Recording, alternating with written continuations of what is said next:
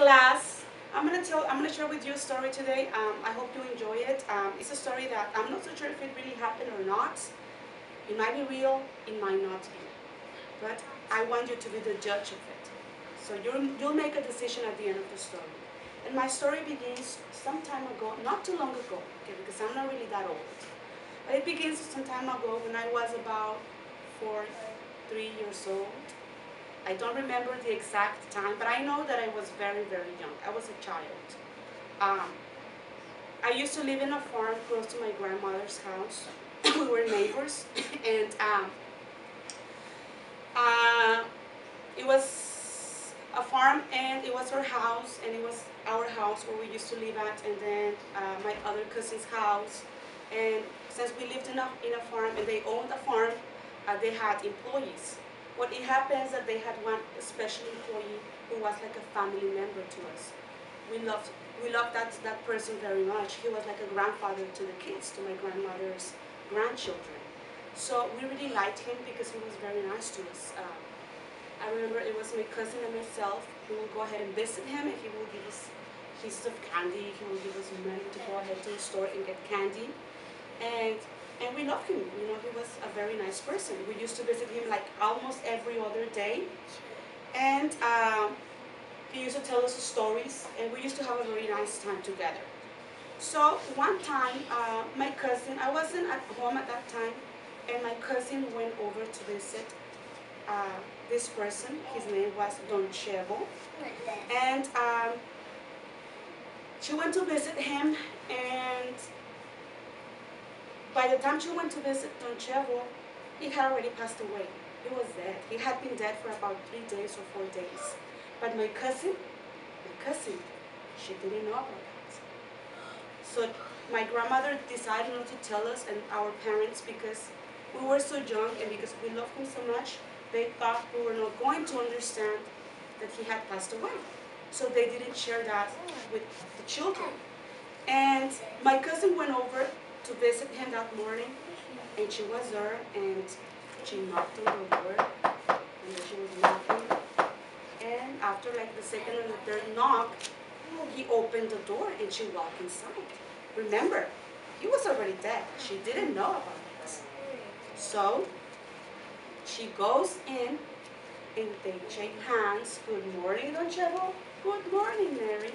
And they began to talk, how he told her a story. She had a good time. She was having fun with him. And when she was ready to take off, he gave her some money. And he told her, go ahead and, this money is for you and for your other cousin, for myself. Go ahead and get some candy and share it with your other cousins. And sure enough, she took off. Bam, she took off. And she went over to the store, got some candy, and went back to my grandmother's house. My grandmother used to babysit us, so that time she was babysitting my cousin. And when she walked into the house, she was eating the candy, and my grandmother, she's not fooled. She noticed, and she thought, Mija, how did you get candy? I did not give you any candy. How did you get that candy?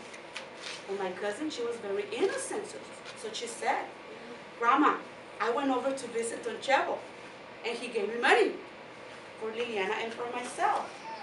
And my grandma looked at my cousin like, sweetie, I think that's not possible, mija. I don't think that's possible. But my cousin, remember, she didn't know any better, so she kept insisting, yes, Grandma. I talked to Don Chevo this morning. He gave me the money, went over to get the candy, and here's the candy. But my grandmother kept saying, Mija, it's not possible.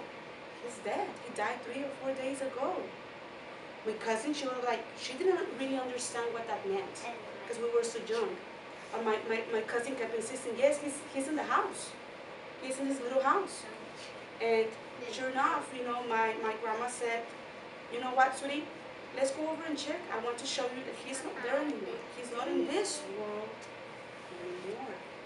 So she grabbed, he was gone already. So she grabbed my cousin's hand, and they walked over to Don Chevo's home, and they knocked at the door one more time.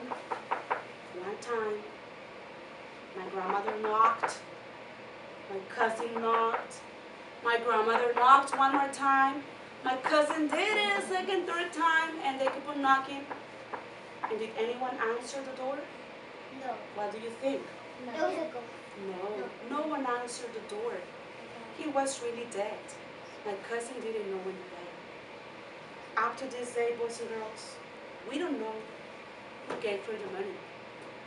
We don't know if it's a true story or if it's not. My question is, was it Don Chevo's ghost? Or my cousin made up the story? What do you guys think? It's real. Real, Real. fake, or a real ghost? Real. Is Don Chevo still wandering around? I wonder all the time. Every time I go to bed, I wonder, like, Don Chevo, are you here? But he never answers. So I hope he's not close to me. Okay? And this is my story, boys and girls. Thank you for listening to my story.